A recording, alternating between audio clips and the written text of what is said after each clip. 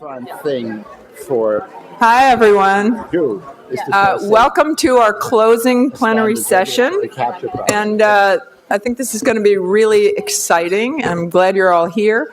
I want to just say a few words about the moderator. Paul Tiao is a partner at Hunton and Williams, where he's a member of the litigation and global privacy and cybersecurity groups. He's a founder and co-chair of the firm's Cyber and Physical Security Task Force. He assists Fortune 500 companies in a wide range of sectors with risk management, investigations, litigations, regulations, and policy relating to cybersecurity, national security, law enforcement, and privacy issues. But some of his incredible background is he spent 16 years at the U.S. Department of Justice, held several positions. He was senior counsel for cybersecurity and technology to the FBI. He handled policy and programmatic issues related to cyber, counterintelligence, criminal, and counterterrorism issues. So, of course, he has a definite slant on the FBI's view of what happened with Apple. And prior to this time, he was in the U.S. Senate. Prior to his time, he was an assistant U.S. attorney. To this time, he was an assistant U.S. attorney to the for the District of Maryland, and he was the counsel to the assistant majority leader of the Senate Judiciary Committee, where he handled criminal and national security legislation. So he told me that he's actually seen our summit before. Apparently, during the same week for the last few years, there's been a cybersecurity legal CLE thing here that he's a senior lecturer on, and so we finally got him curious, and here he is. So let me introduce you to Paul Tiao. Please welcome Paul.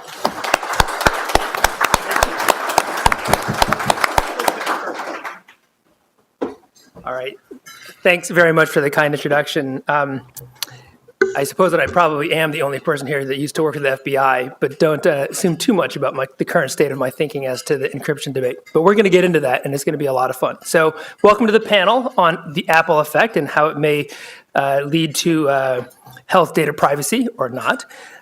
We have an extraordinarily distinguished panel of experts who will spend the next hour discussing the encryption debate between the FBI and Apple and how it may impact the privacy of healthcare data and perhaps even the direction of personal healthcare in general. I'm going to take a minute to frame the issue before introducing our experts. So as all of you know, in today's world, increasingly we rely on digital devices and services to monitor and manage our health. So whether we're talking about Fitbits that track our fitness or medical wearables that help us manage our health, many of us now use devices to track our health rate, blood pressure, blood alcohol level, and activity levels. We also use devices to remind us to take medicine at the right time, to work out, and to stay hydrated. And it's just the beginning. Apple CEO Tim Cook recently said that the holy grail, I quote, the holy grail of the Apple Watch is being able to monitor more and more of what is going on in the body, end quote. So increasingly, our devices collect the most personal and most sensitive data that exists about any of us. They are becoming reflections of our thoughts and our minds as the healthcare paradigm shifts from the institutional to the personal. And as data enclaves that store such highly personal information, we must be assured of their security and their privacy. So, and beyond devices, we are developing new approaches to healthcare that are driven by the collection and analysis of personal medical data. The White House Precision Medicine Initiative supports an innovative approach to healthcare that takes into account individual differences in people's genes, in their environments, and their lifestyles, and it gives medical professionals the resources they need to target the specific treatments of the illnesses we encounter, further develop our scientific and medical research, and keeps our families healthier. So, speaking from the perspective of my current job in the private sector as a privacy and cybersecurity lawyer, with all this incredibly personal data stored in devices and institutions, secure encryption seems like just a no-brainer. Any other option may discourage participation in these programs or the use of these devices. However, putting on my old FBI hat and my federal prosecutor hat for the moment, think about all the cases where DNA evidence has been used to identify individuals who committed murder, rape, or other heinous crimes, or to exonerate those who were wrongfully accused. Think about the DUI cases where innocent drivers lost their lives in car accidents because someone was driving drunk. Reliable evidence of blood alcohol level may be the only way to get a conviction and justice for those who are injured or killed in an accident. So the government needs access to healthcare to seek justice. But what if it's encrypted? Should companies like Apple be required, even with a court order, to unlock the data for the government? So these are tough choices, and they're ones that we're struggling with as a society. And fortunately, today, we have an extraordinary group of panelists that will help us explore the underlying issues and nuances that will entertain many questions that I'm sure all of you have. I'm sure everyone here has got an opinion about this question. So we're going to be looking to you to ask lots of questions and explore this with us. So we'll start first by reviewing the basic factual issues that are at the heart of the Apple versus FBI debate and the legal and policy arguments on both sides, and then we'll shift to a discussion about what those choices mean for healthcare privacy and healthcare in general. After that, it will be your turn. So please get your questions ready so you can ask this incredible group of panelists. So now, let me introduce our panelists. So in alphabetical order, we have not alphabetical order. and order. Okay, I'm going to alphabetize it though. So Adrian Grappa is Chief Technology Officer of Patient Privacy Rights, where he brings training as an engineer from MIT and physician from Harvard Medical School, followed by a career as a medical device entrepreneur. Dr. Grappa is a pioneer in patient-centered and patient-controlled health records on the internet. His work for PPR is to represent the interests of physicians and patients in the technology standards and policies that are an ever-growing part of our lives. Adrian consults on privacy engineering with projects ranging from the open source Night Scout medical device community to even the U.S. Postal Service. We also have Michelle Demoy. Did I pronounce that correctly? You did. All right, great. She is the Deputy Director of the Privacy and Data Project at the Center for Democracy and Technology. She advocates for data privacy rights and protections in legislation and regulation, works closely with industry and other stakeholders to investigate good data practices and controls, as well as identifying and researching emerging technology. She leads CDT's health privacy work and chairs its Health Privacy Working Group, focusing on the intersection between individual privacy, health information, and technology. She has testified before Congress on many matters, been a panelist at multiple events and conferences, including the FTC workshop, and is frequently quoted by major news organizations, including the New York Times, the Washington Post, and many others. Nicholas Terry is the Hall Render Professor of Law at Indiana University at the Robert McKinney School of Law, where he serves as the Executive Director of the Hall Center for Law and Health. Educated at Kingston University and the University of Cambridge, Professor Terry's research interests lie primarily at the intersection of medicine, law, and information technology. He has published over 75 books, chapters, and articles, and currently serves on the HHS Health IT Policy Committee's Consumer Work Group. Professor Terry is one of the permanent bloggers at Harvard Law School's Bill of Health. His podcast, The Week in Health Law, is at twihl.com, and he is at Nicholas Terry on Twitter. Nick, unfortunately, has to catch a flight this afternoon, so he'll be leaving a little bit early during the Q&A, so we're going to go to him as soon as we get to the second segment. John Verdi is Vice President of Policy at the Future of Privacy Forum. He advances FPF's agenda on big data, wearables, connected cars, smart cities, and ethics, and among many other privacy-related matters. Prior to joining FPF, John served as the Director of Privacy Initiatives at the National Telecommunications and Information Administration. At NTIA, John led the privacy multi-stakeholder process. And his work in that regard touched on unmanned aircraft systems, facial recognition technology, and mobile applications. Prior to NTIA, John was general counsel for the Electronic Privacy Information Center, better known as EPIC. He earned his JD from Harvard Law School and his BA from SUNY Binghamton. So thank you, all four of you, for being here. It's really an honor for me to be able to speak to you and to sort of raise some very interesting issues. Let's start by talking about the basic issues at the heart of the Apple versus FBI debate and the legal and policy arguments on both sides. Since, unless anybody else would like to do this, I am the former FBI person, so I will put out the FBI position. Don't assume that this is necessarily my position. I do actually have a lot of problems with the way that things were handled there. But I do sympathize with the government's desire to get data so it can seek justice.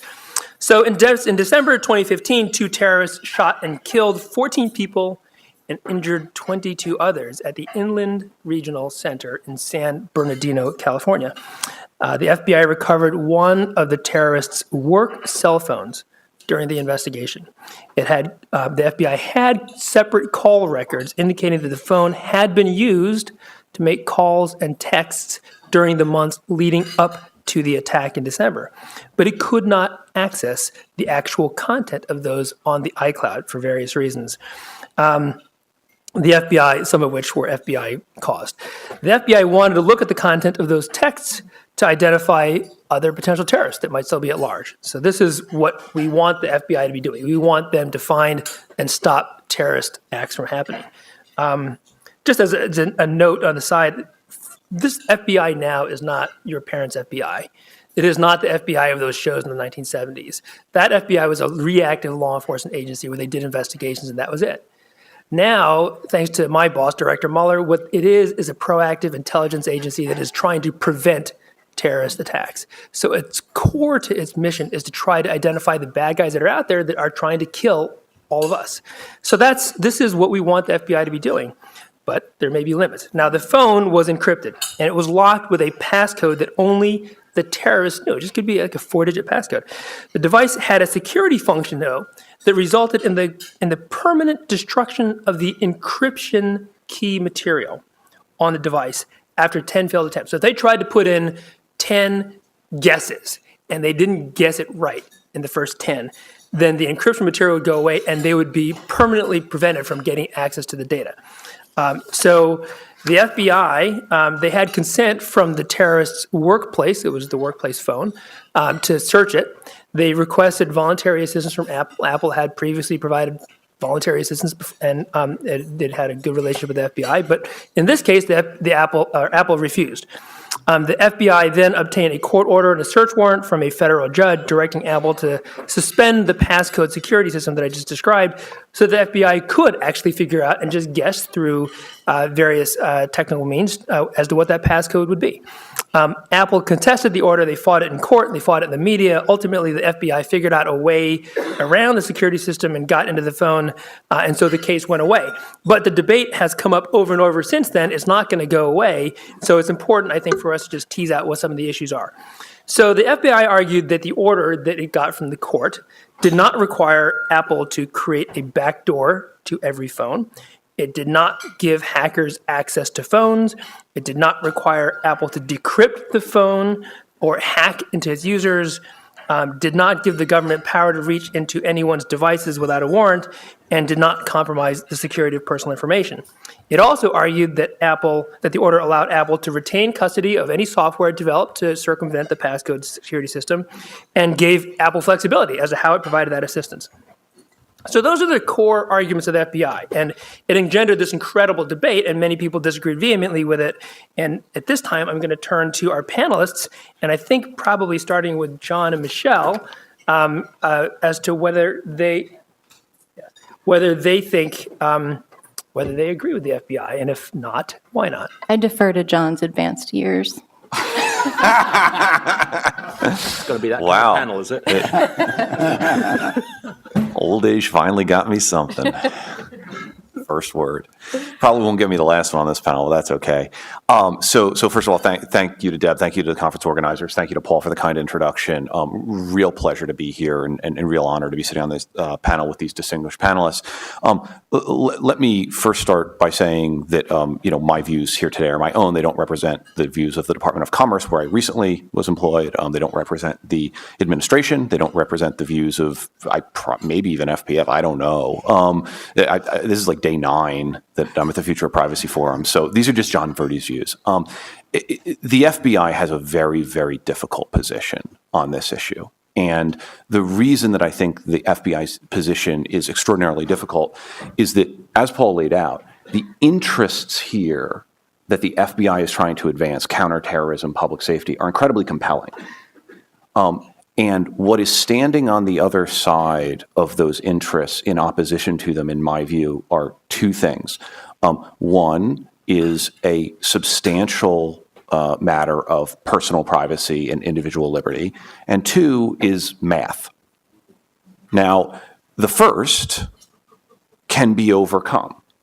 The second is, as far as I know, a fact about the natural world.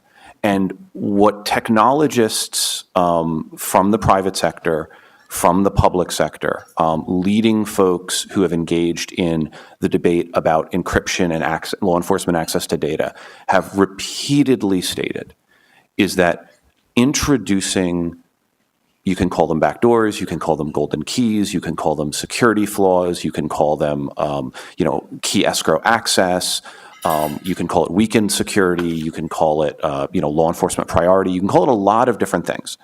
Introducing weaknesses or flaws or entry points for one party, even if that party is well-intentioned and overseen by the judicial system, necessarily weakens the privacy protections for everyone. And we can have a highly technical debate in another venue about why that is in fact true. But I will say that the voices of the technical community on this issue are unanimous or near unanimous. The FBI, to its credit, has not put forth a technical proposal that it has asked American companies or others to adopt in order to provide some sort of access to the government to encrypted data and encrypted systems. This may be because, as a policy matter, the FBI thinks that's the wisest choice to provide flexibility to companies. It may be because the FBI is also finds this question of providing secure access to one party but to no bad actors very challenging. So in my view, the Apple versus FBI question of who controls access to personal data on mobile devices really boils down to the critical word who. Because ultimately, the FBI can come to John Verdi if they seize my mobile device and bring the great weight of the federal government's prosecutorial resources and judicial resources to compel me to unlock and decrypt the data on this device. There are a number of tools at the FBI's disposal to compel me to do that. In the San Bernardino case, it was very difficult because the individual who controlled that device is no longer with us, right? But in the vast majority of criminal cases, in the vast majority of counterterrorism cases, there is an individual like John Verdi, alive and standing next to his device, who can be compelled to decrypt it. Now, John Verdi may make a choice in terms of how I engage with the legal system. I may get a lawyer. I may try to quash the subpoena with a judge. There are lots of things that I can do to try to suss out what the right balance is between law enforcement access to data and my personal privacy on this device. The question of Apple versus FBI is who? Does Apple, and I'm waving this around as if it's an iPhone. It's totally not an iPhone. It's an Android phone. Does Google... Thank you, Michelle. Oh, there we go. Okay. So these people actually know what they're doing. It's got a password. Does that help? It's encrypted. I enabled it. Oh, all right. There we go. So the question is who? Does Apple, does Google, does Samsung have a role to play to step in between government lawyers, FBI agents, judges, and others on the government side, and defendants or suspects on the civilian side, and stand in between them and try to determine who ought to have access to this data and when and how and why? To me, that's the core question. And Apple, I think, has been very public about articulating their view that when it comes to iCloud, when it comes to data that Apple holds on Apple servers, they play a different role vis-a-vis the government than when data is held on a personal device that an individual bought from Apple for $800 and carried around and generated a bunch of personal data on and never shared with Apple at all, never entrusted to Apple at all, right? And Apple's view in that circumstance is, we made it, we sold it, we hoped you used it for good and not evil. We really, really do. But it is not appropriate to position us between the user and the government simply because we manufactured the device. And that is the only role we played in the interaction. Their views on other issues like iCloud data and metadata and things like that are more nuanced, right? And we can talk about those issues. But when it comes to health data, I mean, Michelle, correct me if I'm wrong, lots and lots of health data goes from wearables onto these devices, right? Yeah. And people walk around with it. Passively. Yeah, and people walk around with it. And I don't think they're expecting Tim Cook or Jane Horvath or others from Apple to pop up out of the bushes and swipe their device and say, I've got a golden key, and we received a warrant or a subpoena, and now I'm going to share your data with the government. And I don't think Apple wants to do that either, but I'll stop bloviating and turn it over to others. No, those are great points, I thought. And I just want to say thanks to Deb and everybody at PPR and Paul. Ooh. Okay, let me, Now you need a nice Now little. you- It's a waterproof Samsung, folks. It's good times. I really felt for you in that moment. I'm totally good. It's actually waterproof. okay, but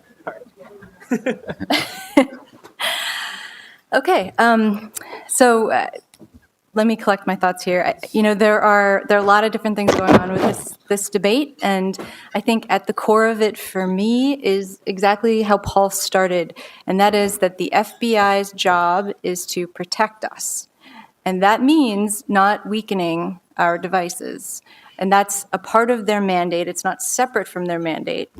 And I think if they didn't have the technical expertise, which they clearly did not, they need to build that technical capacity within the Bureau. I think they need to consider the fact that using the case that they did was rather manipulative as far as the public goes. I understand, though. I have a good friend who works for the FBI. We have some interesting conversations. And he... the people at the Bureau really care about protecting us. They really do care. This was a heinous thing that happened, and they wanted to catch the network, to get the people in the network. But they failed. And the next step was not to go to Apple and ask them to make all of our devices less secure. Once there's a backdoor, there's no telling who goes in that backdoor. And no matter what Director Comey says, it is a backdoor, right? If it's not a path, it's a path through encryption that you yourself are not making. That's a backdoor. And there are lots of different ways. I think John kind of made that point that this has been framed by the government. And I think what that illustrates is the desperation that the government feels in this case. But hey, there are lots of ways the government can get data, unfortunately or fortunately, depending on how you look at it. They can go through email, they can go through text messages, even through encryption. There are ways that they can get at information. But in this case, they wanted the whole apple cart, right? They wanted the whole thing. And they, in my opinion, were inappropriate in asking Apple to do that. And I think in some ways, it felt manipulative just from a strategic communication standpoint to put privacy advocates and technologists in the position of sounding like we were defending terrorists or terrorism, when of course that's not the case. Nobody is defending that. But if we only think about Americans, a lot of the context and nuance of the argument for encryption gets lost. And the reason I say that is because if you live in a country where your ideas and your thoughts are outlawed, and the government, and all of a sudden it's pretty easy for the government to get to your messages through encrypted devices, your life is at stake. So the sort of life or death parable that was set up by the FBI, I think, was completely unfair and not true as far as what was actually at stake. The other thing is, encryption is not new. This has been around for a very long time. I think because popular companies have chosen to encrypt by default, this triggered this reaction in the government. I don't think that the government really was looking at the long-term view. And the reason I say that is because this mandate would have the effect of enabling cybercrime and undermining national security. So the very things that they were trying to do were undermined by this effort. A great example, too, is the Precision Medicine Initiative, which we might talk about a little more in detail later. This initiative depends on people donating their data. And the way that may occur, and there's, it's already, you can already donate through ResearchKit on your Apple phone. So this is depending on people to trust their phone enough to give their genetic information to the government. Now, I don't know about you, But as soon as this debate came to the forefront, immediately that's what I thought of, that they were undermining this initiative, this great idea that has a lot of promise and potential by doing something kind of boneheaded like this. That's the technical term for it. I also think when you're talking about innovation, you're talking about U.S. business and the role that that plays, they were severely undermining American interests in terms of people buying devices overseas. A lot of people in Europe, a lot of people around the world were saying, hold on, if American devices are going to have a backdoor to the NSA or any other law enforcement agency that wants it, I'm not going to buy that device, because in today's day and age, the privacy and security of the device is the first thing that many people think of before they decide to buy. It is a brand differentiator in a lot of ways, especially with devices. And then the other point that I want to make, and then I'll move on or pass the baton, is that the government isn't going dark. And I thought that was one of the more, what's a nice word? One of the more surprising things that came out of this discussion with the FBI. And the idea that the government doesn't have enough data is ludicrous. I mean, it just is on its face. The government every day is collecting more and more information about us, has access to, millions and millions of data points about individual people. And this is all legal, right? They are allowed to do this. They have many different ways in which they do it. Ethical is another question. Should there be rules? I think in some cases, yes. But the fact that the government was sort of making it appear as though they didn't have enough information and everything that they needed would be on these phones was disingenuous. I think that it is possible, but when you're collecting so much without kind of being strategic about what you're collecting, then of course it gets lost, right? You get lost in this sort of flood of data. And so what I think that this came out of a result of that, of the government and the NSA in particular, just collecting the fire hose of information and not collecting strategically about people so that they could identify patterns in a strategic way versus sort of in this giant way that would undermine our security. Great, thank you. So I think that we're beginning to transition into what I think is really the second segment or the second topic of the panel, which is what is the effect of this debate, and what would the effect if the FBI's argument carried the day as a matter of policy and the government and we as a country decided to do that? What would the effect be on healthcare data privacy? What would the effect be on healthcare in general? And for that, especially since Nick needs to leave in about 20 minutes, I'm going to turn to you first. Thank you. And great hearing, everybody. So 3,000 miles to our west, where money grows on trees and Teslas hover just beneath the cloud, there are various companies, including Apple, doubling down on security, doubling down on encryption. Apple just rehired one of the leading encryption folks. I think as the transition, likely Apple want to be able to say, Paul, the next time the FBI comes around, that at least if you've got an iPhone 6 or a 6S, and definitely if you've got a 7, FBI, we'd love to help you, but it's as impossible for us to open this or to reverse engineer this as it is for you. So we're very sorry, but it's not our problem. Now, that doesn't mean that Crypto Wars 2.0 will cease. There may be legislation. We may yet see Apple's First Amendment argument out there moving up the court system. But let's assume that sort of tech state, the secure enclave state of the new phone and so on. What does it mean for healthcare data? So I think, and I know Adrian will wax lyrical on this later, but I mean, at some point in the future, I think we may well flip our data model from institution to individual curation. And in that model, the patient or the pre-patient would have total control of all of their healthcare data. And in the reverse of the model we have at the moment, healthcare providers would need to make requests hopefully technologically mediated requests to that data enclave to have access for treatment and so on. But I think we're a long way from there. Adrian will disagree with me. So I think there are sort of three immediate healthcare data protection stories that come out of the Apple effect. First, I think we have to ask, and it's a nice question to ask, will Apple be a privacy advocate or exemplar for health data? Secondly, where will our medical health data reside? Will it be on device or in the cloud? And third, will Apple go beyond being an exemplar and act maybe as a substitute regulator, bringing to the party private ordering and maybe curation of mobile apps and access to healthcare data? So, as to the first, I'm going to assume, unlike the FBI, that Apple does what it says for the right reasons, and that this is not marketing or hubris, and that I think there is some evidence that their privacy interests fit into their stated goals with regard to the environment and human rights and so on.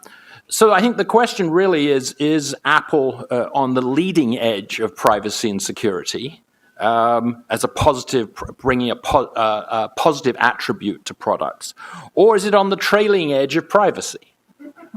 Right? To put it another way, the 60s to 80s auto industry blamed the nut behind the wheel, or Ralph Nader, depending upon the book you read, for all auto accidents. But now in our sort of post-Volvoism world, safety sells, and so maybe that will be where that goes.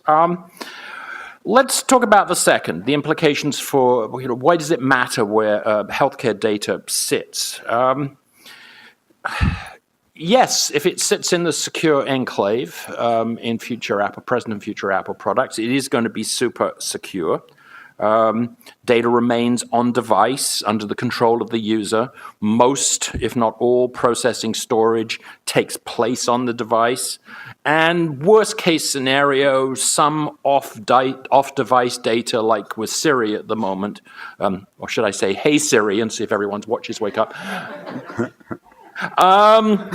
Or at worst, sort of off-device data like Siri data, maybe off-site, but it's apparently hashed and cannot be related to any particular user.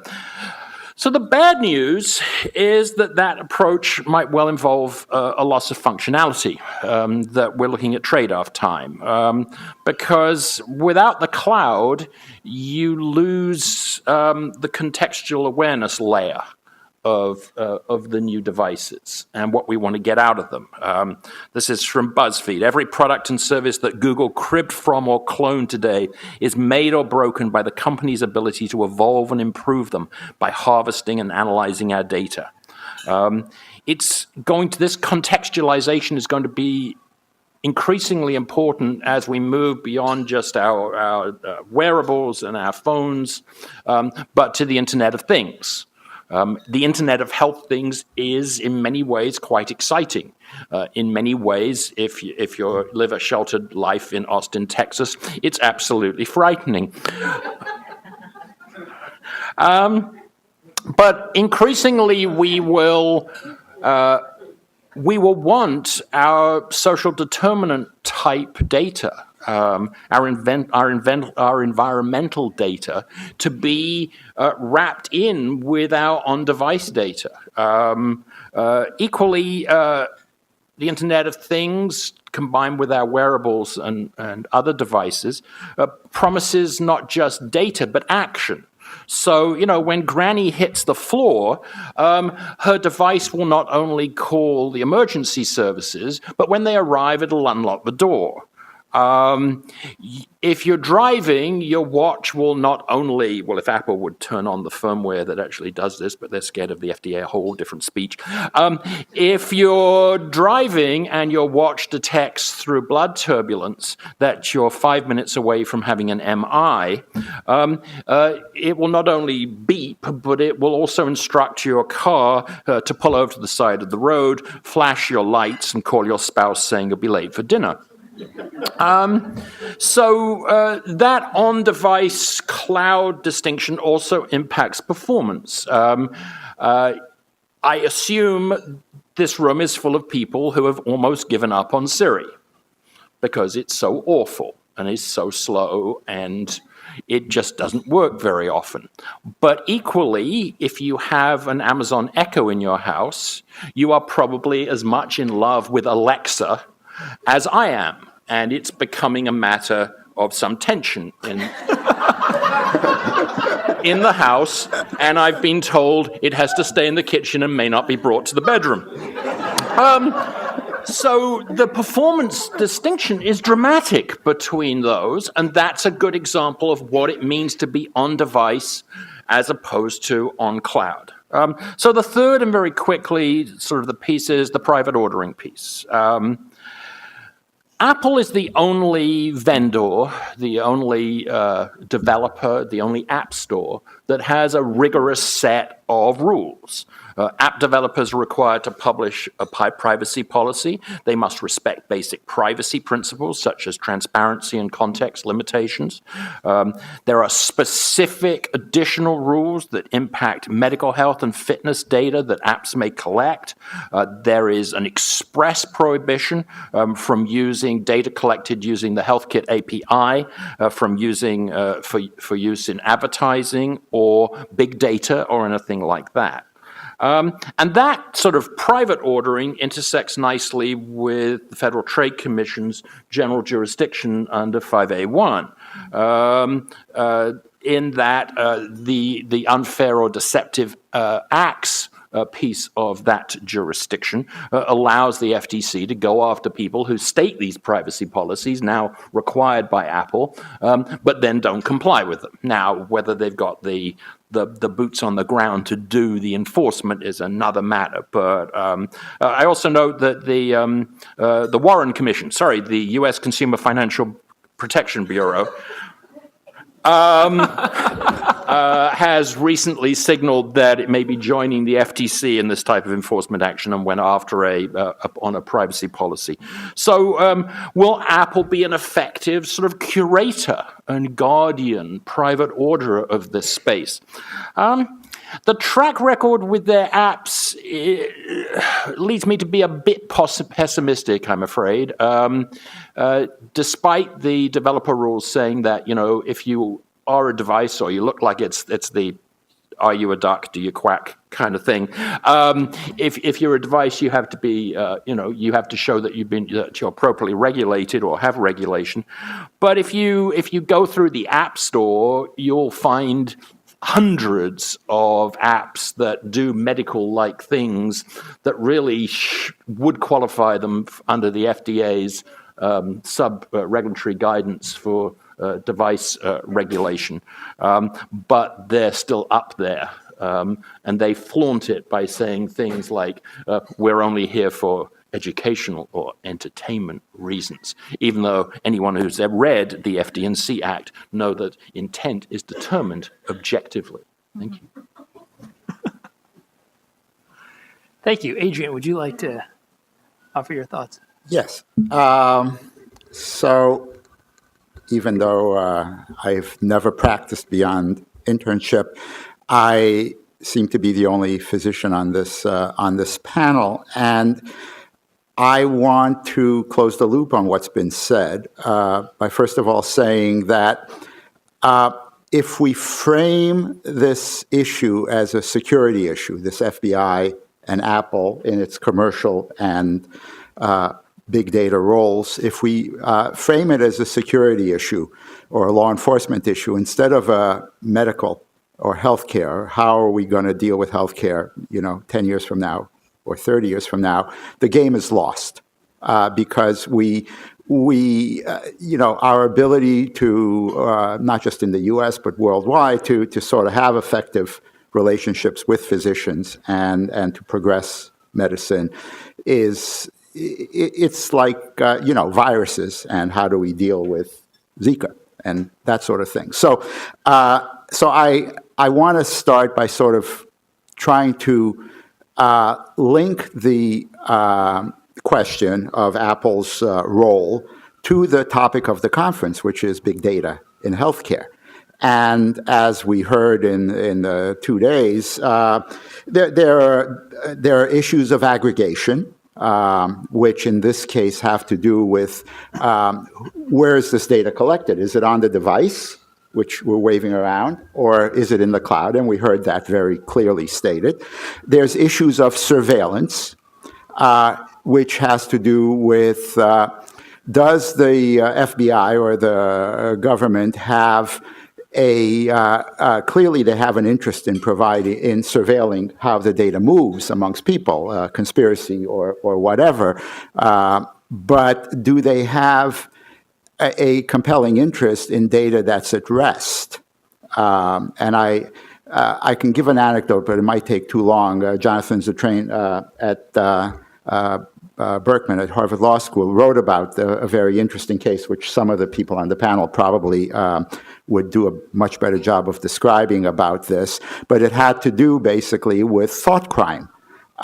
When you become a technologically enhanced being, and this indeed I do disagree with Nick, I think it's around the corner, not something that we can put off for long.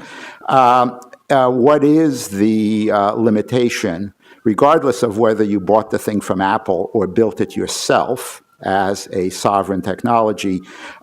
What do we do about where do we cross the line into trying to deal with pre-crime or thought crime or deviance and that? And I don't know the answer to that, but what I'm saying is that that's a different question than data that's in motion, that contributes to a conspiracy.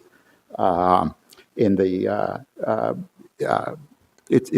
both important, but they're separate. And finally, I want to make another medical point here, which is the point of biological diversity, having to do with our security, if you would, our security from hackers, our security from state actors, and everything in between, which is once we lose the perspective of having great diversity in the nature of the devices that we're waving around or that we put in our closets to act as our servers while we're asleep and not inclined to punch phone interfaces, once we give up that diversity, we're on our way to a technological disaster.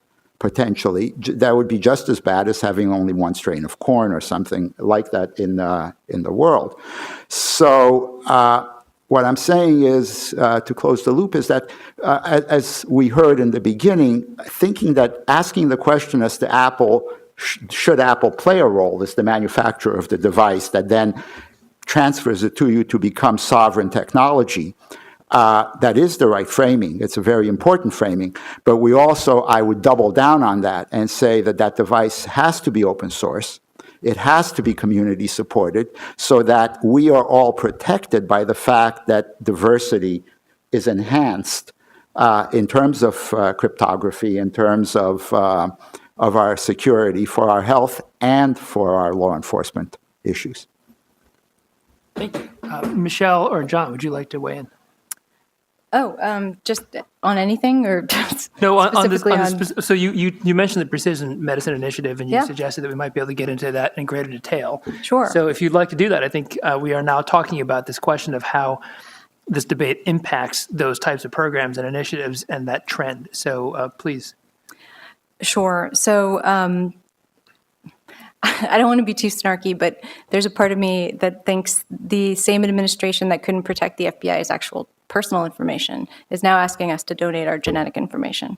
So there's a huge and fundamental problem at the core of the government, and that is the capacity to secure information.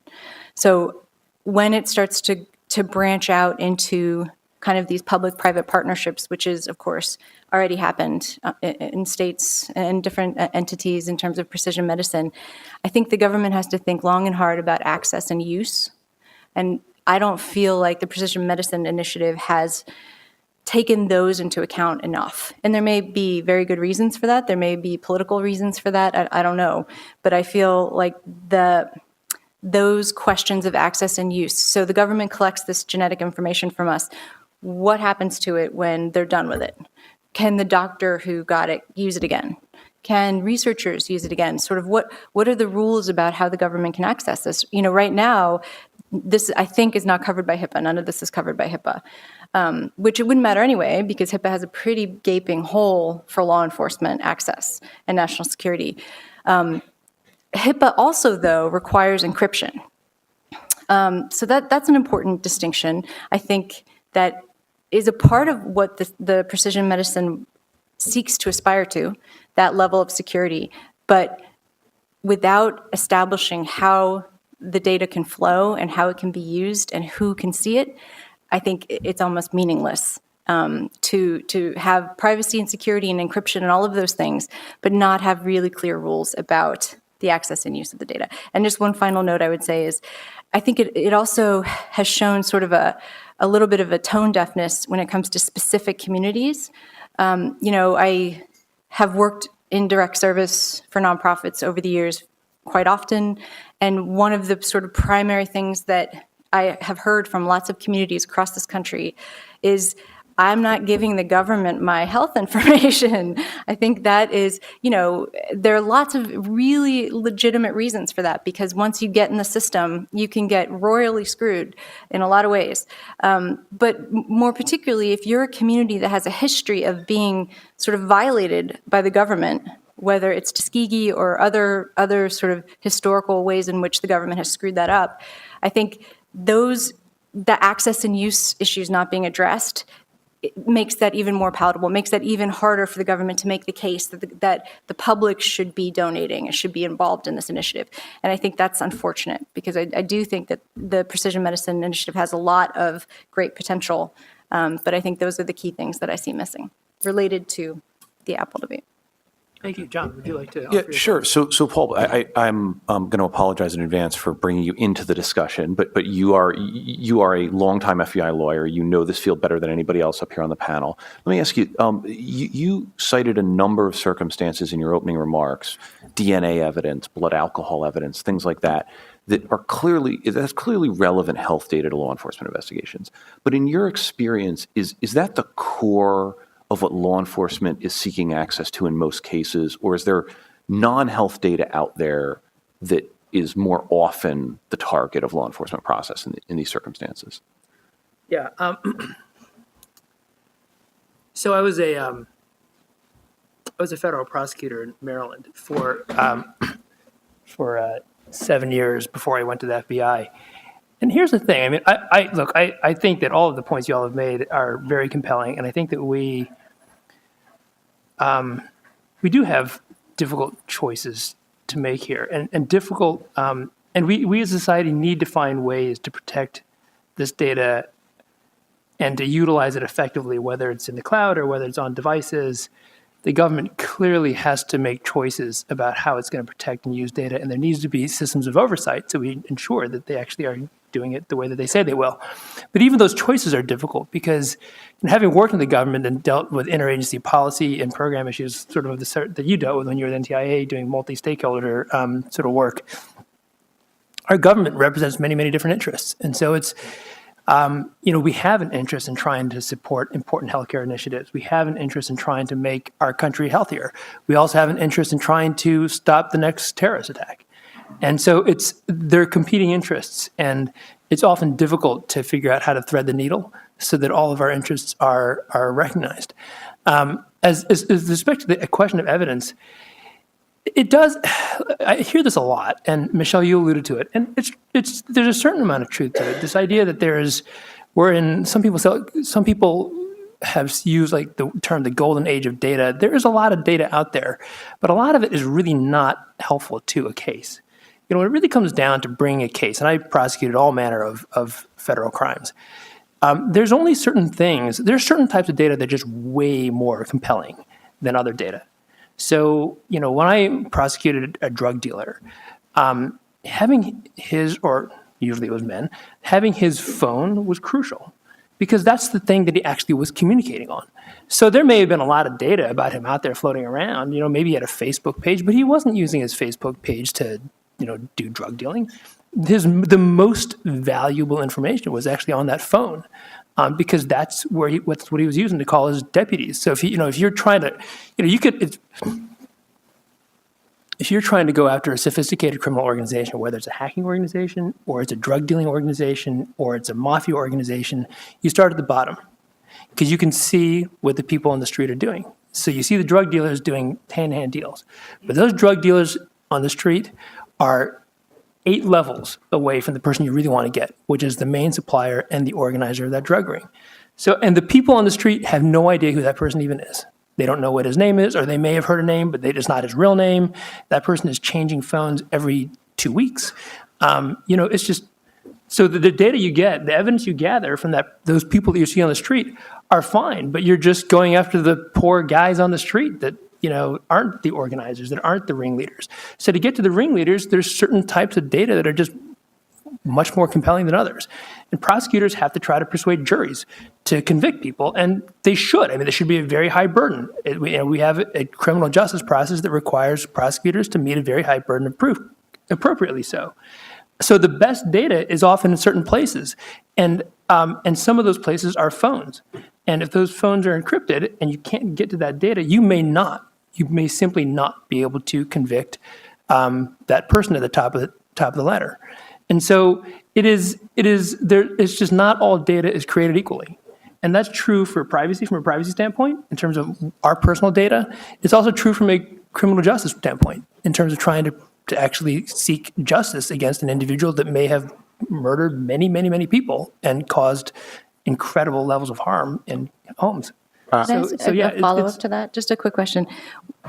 What sort of data couldn't you get from like a warrant? Because the communications that you mentioned, you would be able to get to even with encryption, right? So in this case, they weren't able to, right? In the San Bernardino case.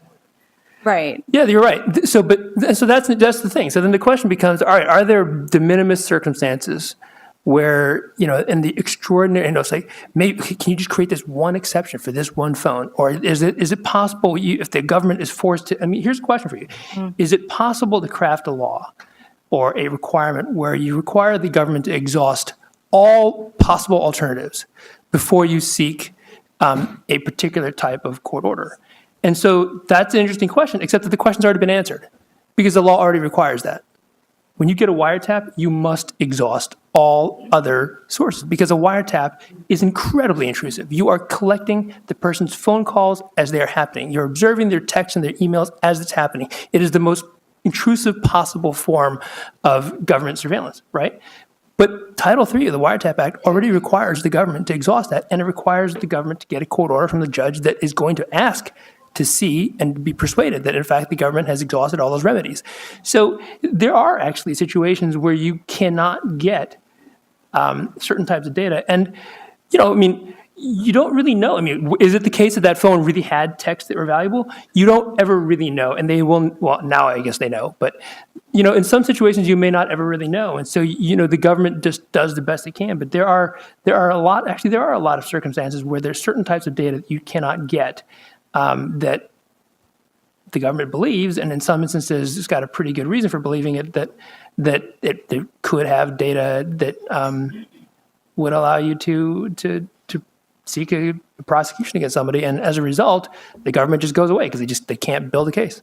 Let me stick to this point that you've all addressed and ask the question, not answer it, in the following way. I'll date myself, and Deb will appreciate this because how many of you have seen the movie The President's Analyst?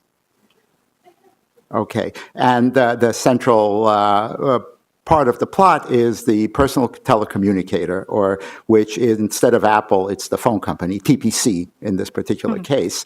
And this is their secret project. It's implanted roughly over here. And then there's all of this government issue, and I won't go into the details, but my point is, and I genuinely don't know what the experts from these perspectives do. How do you deal with that cyber-enhanced person that has decided to buy a personal communicator from TPC or Apple, implant it in as their wearable, as their whatever neural stimulator that people put into Parkinson's patients today. And now answer the same question when that device is an implant, when it can be used to communicate peer-to-peer, because as you said, the math certainly allows end-to-end encryption, regardless of who made that implant. Where do we go? It's not that far away. Connected implants connected to your brain are now, reasonably here for 3, 4, 5 different medical conditions. And they do communicate. Now, they communicate through the cloud. They're not designed to communicate with each other. Do we outlaw 2 devices like the one in the president's analyst that could communicate between 2 people? So this kind of takes us into, and I think the most direct analog to that question, which I think is a fascinating question, most direct analog in the current space is also the subject of much debate involving Apple and the FBI and it's iMessage. It's end-to-end encrypted communications from personal devices that are not going to show up as an SMS or MMS in a wiretap. They are not easily accessible without the assistance of the third-party system, that is able to see that data while it's in transit. And the question becomes, Apple and other companies can build those sorts of systems in a way that are the most secure they can possibly be, which would preclude third-party access, even when that third party is a meritorious third party that has observed lots of procedural safeguards, like the government. Or they can engineer those systems to have a vulnerability or an access provision that would enable some third parties, could be the government, could be others, could be other governments, we're not sure, to access that data. And that's the debate around end-to-end encryption right now, whether it's an implant, whether it's on your phone, whether it's on a different device. I will say, not for necessarily this crowd, but for a lawyerly crowd, I would raise the question of to at what point those implanted devices become enough a part of the individual that their data becomes testimonial. I think that's a very interesting question. We don't know the answer to that right now. But we do know that this end-to-end encryption debate for communications has a lot of implications for wearables. It has a lot of implications for HIPAA-covered health devices. And what the right answer is right now, I don't think we know. I mean, that's a really interesting point. Yeah, it's a at what super point it interesting becomes question. testimonial, and then at what point do privacy violations become civil liberties violations? I think those are, I don't have the answer to those. I wish I did. Yeah, I mean, fortunately, it's not exactly in front of us right now. Look, here's the thing. It's a great question, and we are tending towards that, certainly. But, as society, as we evolve technologically, and as, we are constantly being confronted with these types of challenges. And our legal system, our policies, our laws, we need to catch up to these things. And that's not easy. And so one day, maybe we will face that very directly. And maybe we need to start thinking about it so that we're prepared. But that is something that we do. We as a society have always sort of dealt with sort of technology. I mean, this is for the last 50 years with whenever you want to define the technological revolution, if that's even the term.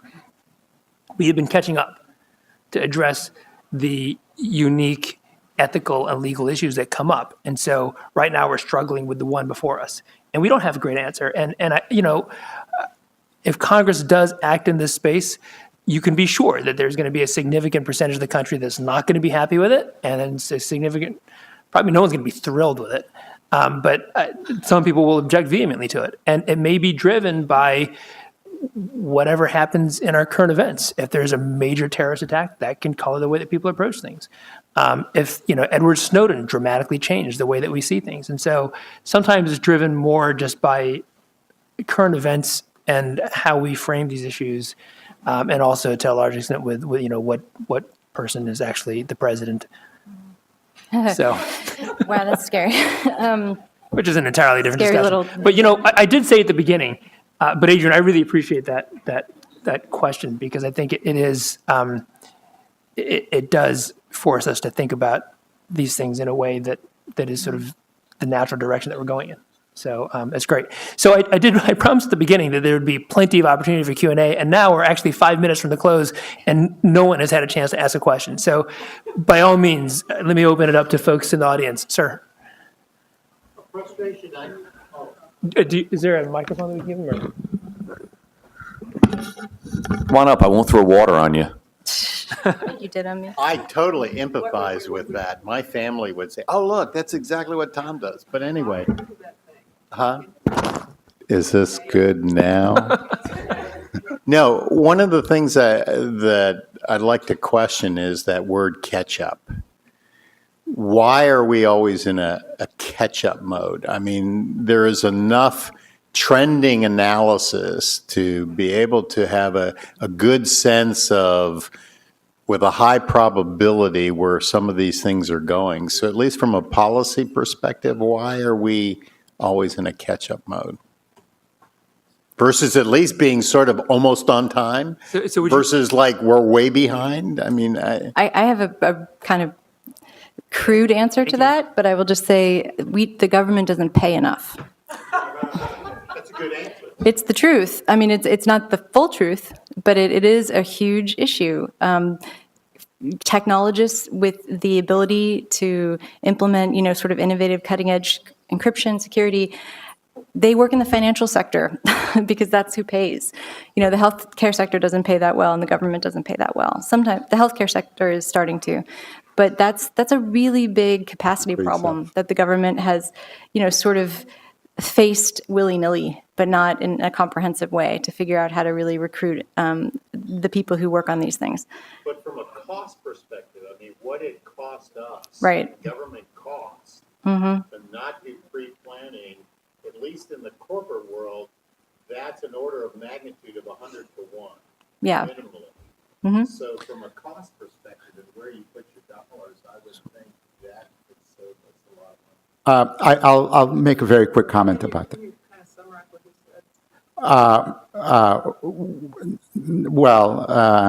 The role of the government is basically the question on the table. And I'll simply say I see two sides of government that don't deal with each other. I see NIST, as I mentioned in the previous panel, that is doing exactly what you're asking for. And then I see the VA and CMS, in the case of healthcare and probably other agencies, that are trying to do as little as HIPAA requires instead of as much as HIPAA allows. So, and I'm not in government, and so I'll stop there because I cannot explain it, but I'm saying the government is not homogeneous in this respect. And there are agencies like NIST that are trying to do this, and then there are bureaucracies like the VA and Medicare that are not trying to take advantage. So Joe, did you want to weigh in on that, or should I actually have another question from Joe over here? Is it all right if I speak from here? Because I've got By all means, yes. Thank you. I have a neck injury, so I find it a bit. Thank you for humoring me. We have a doctor. That's good.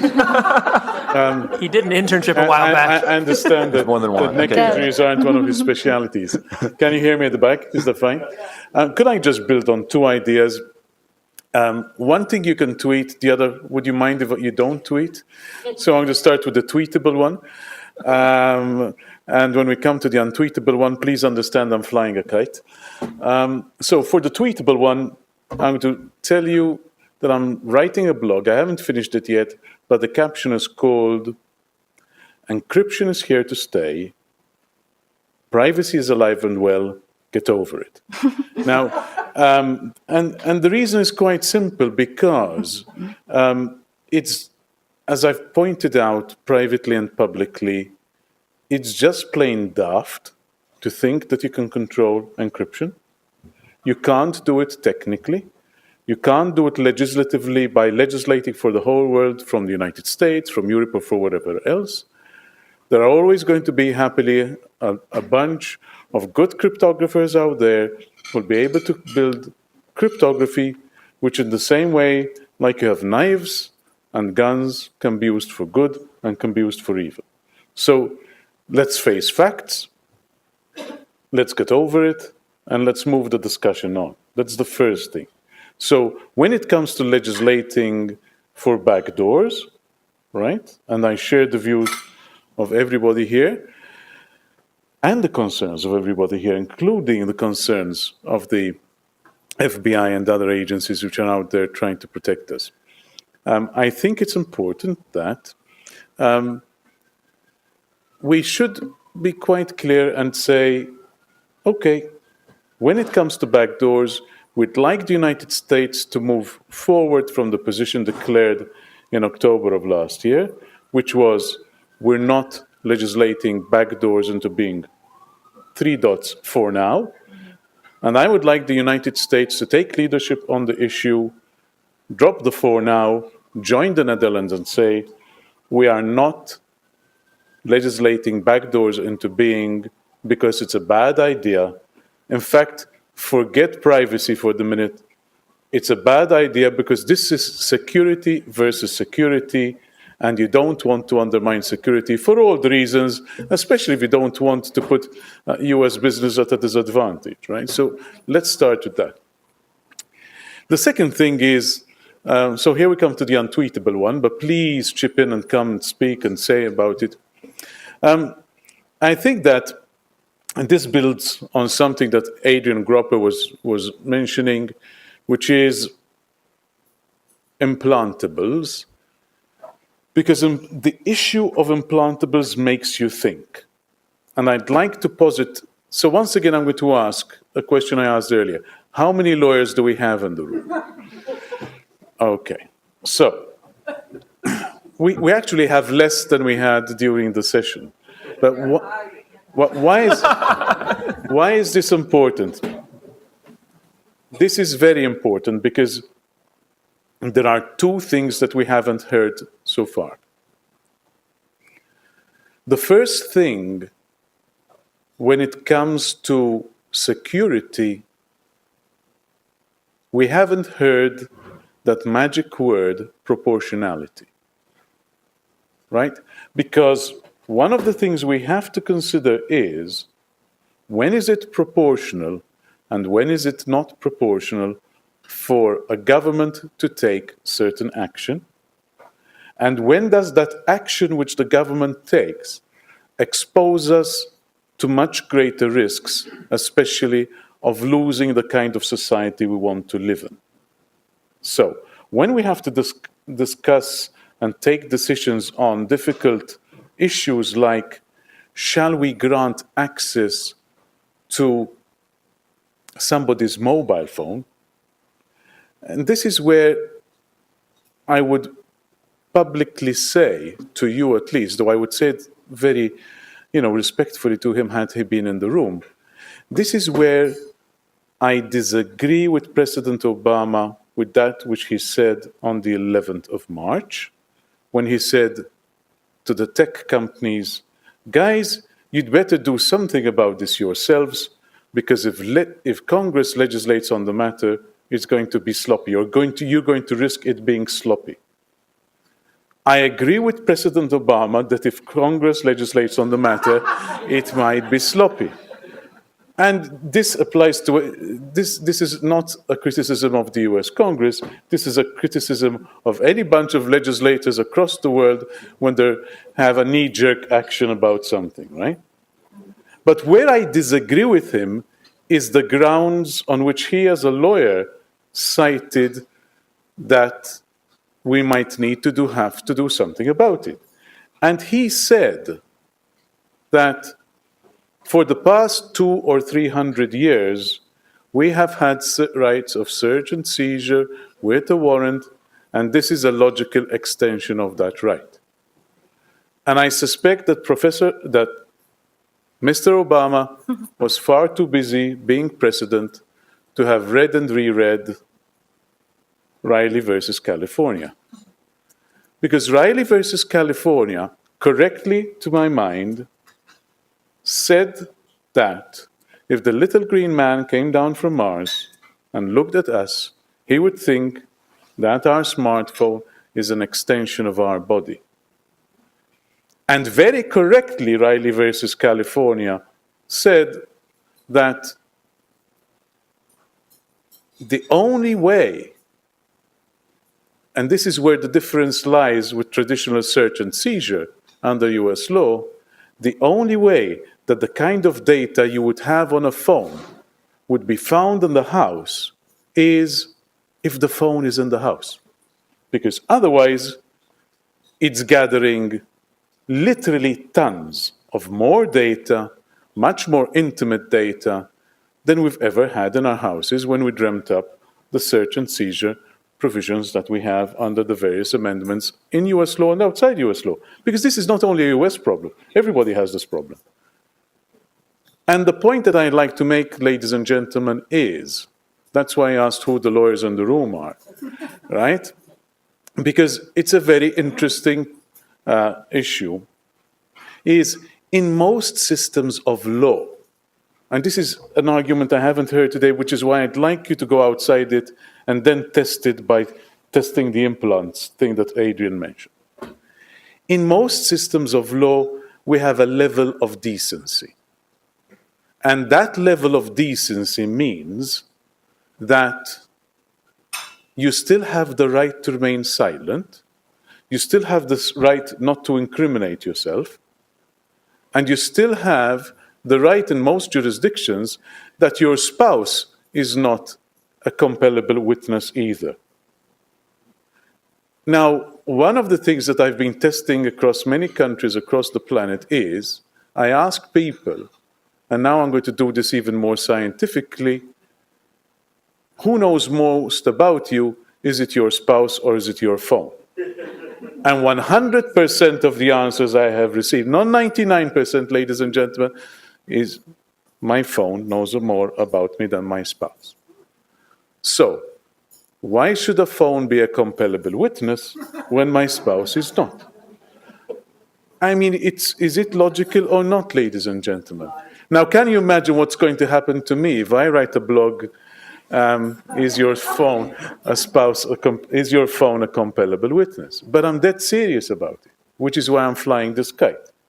Because the only distinction between the phone and the implant is where it's sitting, and that's it. Because there's another distinction. Yes, Paul. I could mess with your phone. I couldn't necessarily. It would be much more difficult for me to mess with your implant. I could interact with your phone. I could do things on your phone. Well, I'm afraid, Paul, that from a medical and cognitive science point of view, I'd have to disagree with you. I'd say that if I had an implant and you tie me down and you put the right probe, boop, it's going. I didn't say I couldn't do it. I said it would be more difficult. Well,